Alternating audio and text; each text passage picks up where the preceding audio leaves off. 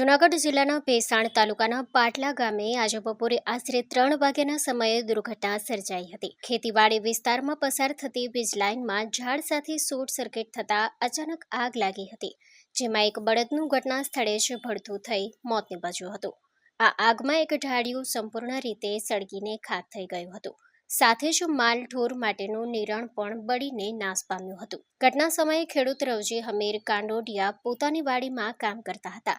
દૂરથી આગ દેખાતા તેઓ તાત્કાલિક સ્થળ પર દોડી આવ્યા હતા। બાદમાં આજુબાજુના ખેડૂતો ભેગા થઈ પાણી વડે આગ પર કાબુ મેળવ્યો હતો।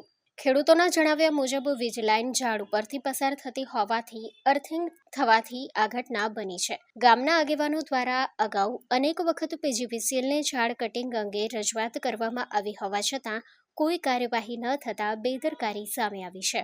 ઘટનાની જાણ થતાં તાલુકા પીજીવીસીએલના અધિકારીઓ સ્થળ પર પહોંચ્યા હતા અને ગામના સરપંચ તથા આગેવાનોની હાજરીમાં પંચનામું તૈયાર કરવામાં આવ્યું હતું। અધિકારીઓએ જણાવ્યું હતું કે નિયમ મુજબ જે વળતર મળવા પાત્ર હશે તે ખેડૂતને આપવામાં આવશે।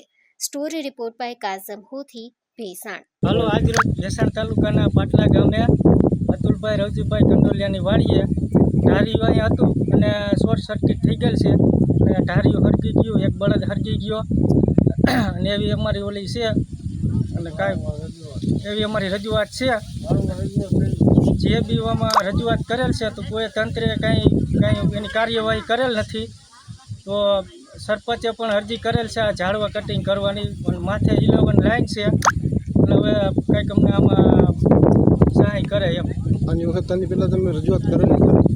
હા, રજૂઆત કરેલ છે, સરપંચે અરજી કરેલ છે, પછી કાંઈ અહીંયા ઝાડવા કાંઈ કટિંગ કરવા આવેલ નથી। આ બનાવ બનેલ છે। ક્યારે બન્યું શું?